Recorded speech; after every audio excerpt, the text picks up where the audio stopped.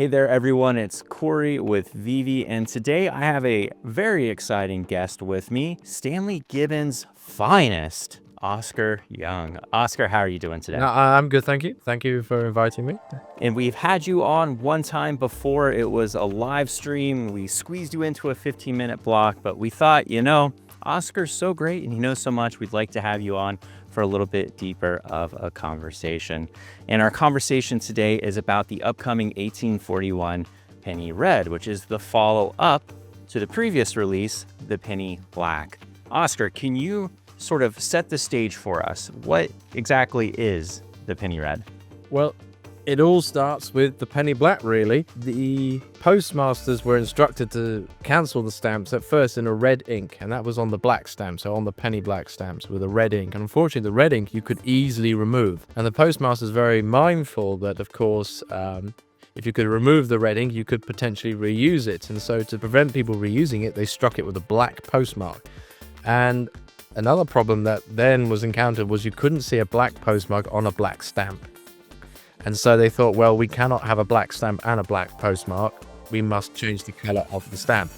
And so the Penny Red came into being when they, after some color trials, changed the Penny Black to the Penny Red that we all know and love today. And they were first issued in 1841, the year after the Penny Black, and lasted in various forms right up until 1879 before being replaced. And I think a really interesting thing, we have a mix of people who are going to be watching our conversation, Oscar, and we've got people who are sort of new to the hobby. They kind of discovered it through digital collecting. Then we obviously have the more experienced people, your audience, which you all would be drawing. Talk to me just a little bit, before we dive a little bit more into the stamps, talk to me a little bit about Stanley Gibbons and your sort of position in the stamp world. You all have a really sort of unique responsibility that you've been doing for many years in terms of preserving the history of the hobby, telling the story, and educating people. Well, of course, Stanley Gibbons did collect stamps and dealt stamps out on the counter of his father's chemist down in Plymouth. And then the business grew and grew. In 1856, the company was founded, first of all starting in Plymouth before moving to London in the 1870s. We were originally in Gower Street.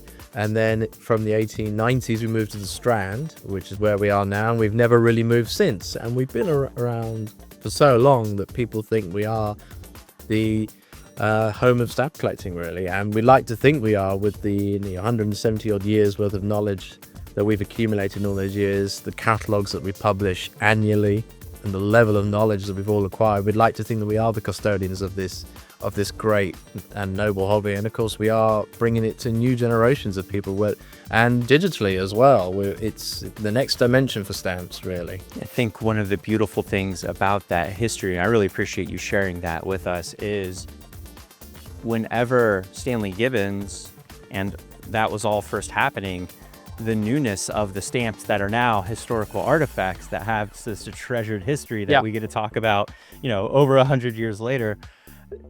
Now, with those original stamps, these 1841 Penny Black, or the Penny Blacks, and then the 1841 Penny Reds, we're talking large circulations of stamps. And that kind of sort of set the stage for the understanding and collectability of these stamps, because unlike a more modern print run of stamps where there are somewhat set circulations, this was a lot of trial and error would yield to vast amounts of stamps being produced. So talk to me a little bit about some of the differentiations between the different Penny Reds. Well, all the Penny Reds were first of all printed off the same Penny Black plates. So you can get Penny Reds, which have all the same characteristics as its Penny Black cousin. And people like to do those. They're called match pair collecting. So you can get the same position in black and the same position in red. That's a lot of fun to collect. Then they started producing their own different plates. You get them on different colored papers. You get them on very blued papers, very white papers, very cream papers. Sometimes you get extra little guide marks and where the engraver has gone in and retouched something up. You also get what is known as an ivory head. And the ivory head is where the paper has reacted with the ink on the paper, so you get sort of ghostly impression on the back of the stamp of the Queen's head. So that's rather fun. That was a security measure as well. So if any collector says to me, I've got some ivory heads, you know what they're talking about now. It's the impression on the back that the ink has reacted with. And then they started perforating. Now, perforations really came along about 10 years after stamps had been invented. The technology didn't exist. It was very much in its infancy. At first, they were doing it with pins, and then, of course, they then created the cylinder perforator, which had a large metal cylinder with lots of pins in it, and it rolled across the sheet, perforating the stamps. And they couldn't quite get that right at first time. The technology was still in its infancy. So you sometimes get them misperforated where they've gone to the left too much, they've gone to the right too much, they've gone up, they've gone down. You also get sometimes where the pins are broken, so everything be perforated except one little bit or two little bits. And that's always fun to collect. And then probably the most famous penny reds being from the very last printing, 1864 to 1879. You get the very famous plate 77.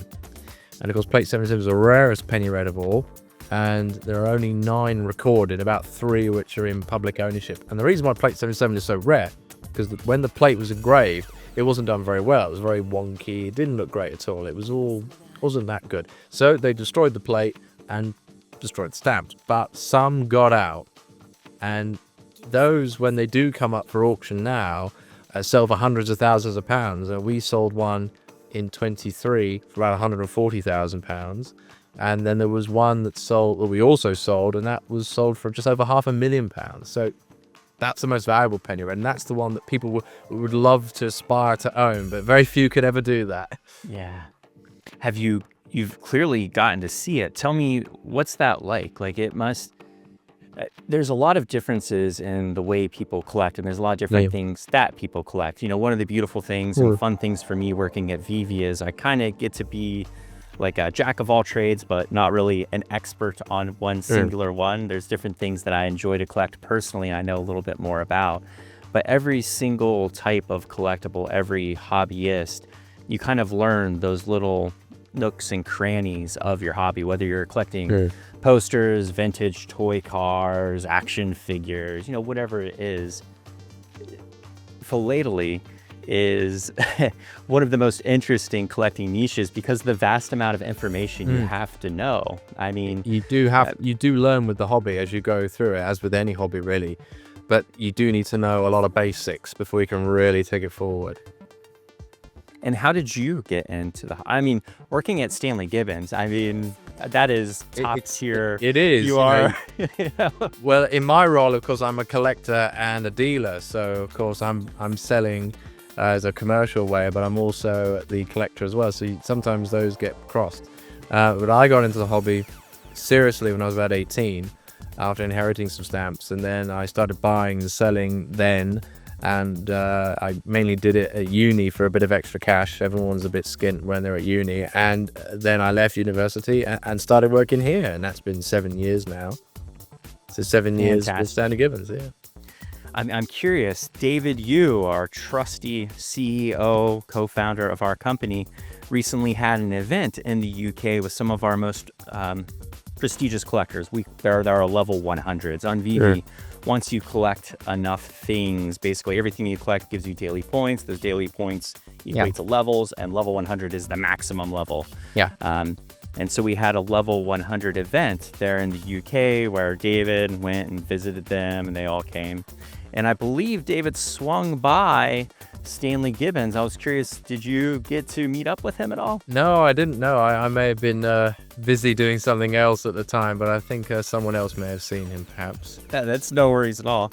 And the reason for that is for the penny plaques. Whenever we did that release, which was so loved by so many of our collectors, there was a physical component. And this is a really unique thing, the way that this was shipped out, the casing, the materials, the magnet clasp, the labeling. Can you talk to me a little bit about that? Because with this upcoming penny red, there will also be a physical component to that release. So with the penny black one, we were very conscious that whilst it was needed to be protected in its little plastic slab, we also wanted it to be able to be removable, because stamps don't live in plastic. Unlike, say, other things that have been slabbed, such as coins and cards and things, stamps live on album pages and books. So when we designed that, we wanted it to make sure that people could at least have the option to remove it, to enjoy it as a slabbed piece, but also to put it where it should be, and that is between the pages of an album.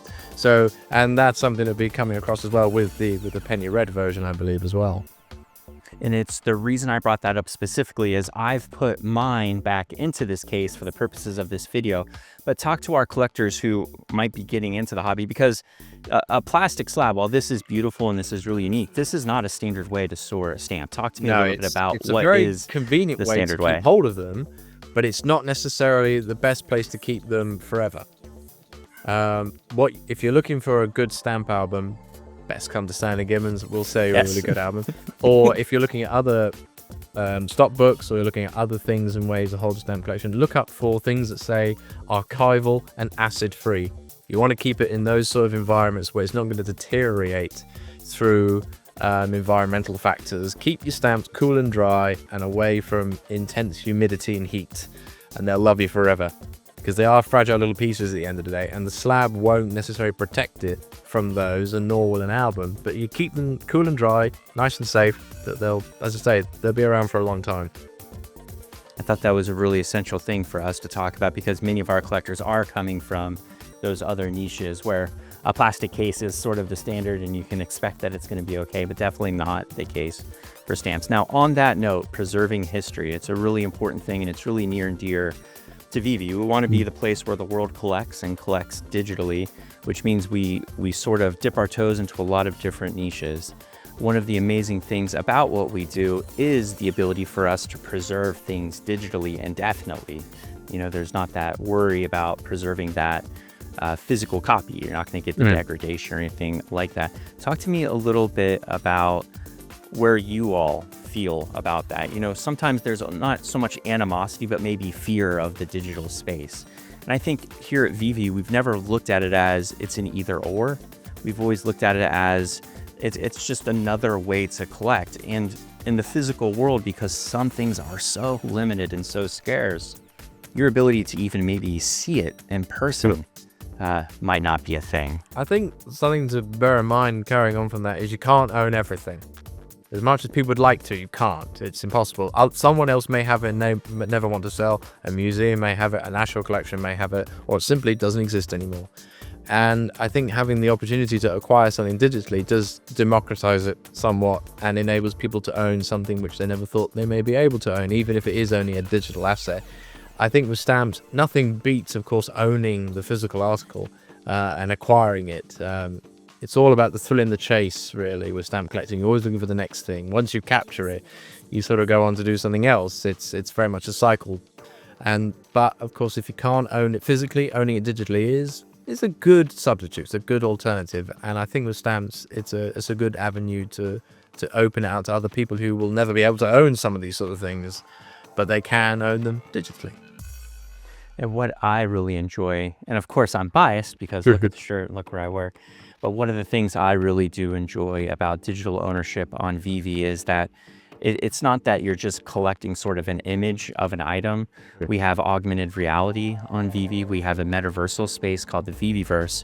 And for things like some of these historic stamps and really intricate models, things with a lot of details, the ability to place that in a virtual environment or an augmented reality and blow it up huge and look at every single detail, because whenever we're digitizing, say, a stamp like from Stanley Gibbons, it is a very high resolution. And so your ability to blow that thing up and look at it, and your option really in the physical world is to use a magnifying glass or some sort of, thing to really, but on VeVe, you can place that thing in augmented reality, make it as big as the side of your house if you want to, and you can just walk around and really, take in those details. It's a thing I super enjoy. It certainly helps, and also it's a good way to look at your stamp in a way in which most people can't. And that is to get really up close and personal with it. With that said, Oscar, we're rounding out towards the end of our short episode. Again, we really appreciate you taking the time. I know there's a little bit of time zone magic that has to happen for us. Any closing thoughts for someone who's watching this video? Maybe they are from the physical world, and that is where they live, and obviously our current collectors. Any final words for people who are getting into the hobby or maybe already firmly set in the hobby? My advice to anyone getting into the hobby would be to start small. It's never wrong to start small. In fact, that's the best way to start. Start small and enjoy and learn and meet other collectors, get to understand what they're doing, And that's one thing that stamp collectors love to do, and that's talk about their collections and talk about stamps in general. Everyone has got something to say on it, and you will learn so much from speaking to other collectors and people who are a little bit more advanced. Again, take it slow. Don't spend so much on things which you don't necessarily.